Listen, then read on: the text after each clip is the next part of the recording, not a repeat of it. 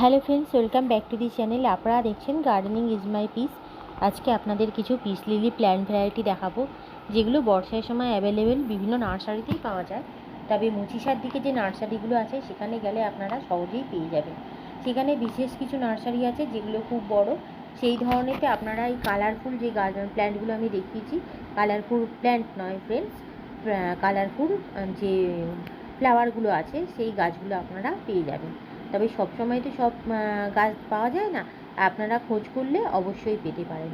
আর peace lily গাছের পরিচর্যা খুবই সহজ, জানেন। একবার কিনে আনলে এরা আপনার কাছে থেকেই যাবে। হ্যাঁ, এরা বাগানে নয়, এদেরকে আপনাদের টবে বসাতে হবে। আর চেষ্টা করবেন যে মাটির টব হলে খুব ভালো হয়, কেন একবার আনলে এদের থেকে প্রচুর ছোটো ছোটো চারা হয়, নিজে থেকে এরা গ্রো করে। আর এই গাছগুলো মানে সারা বছরই গ্রো করতে থাকে, অল্প শীতকালে এদের ডরমেন্সি পিরিয়ড। তো আপনারা গরমকালে বা এই টাইমটা এদের পক্ষে খুব ভালো।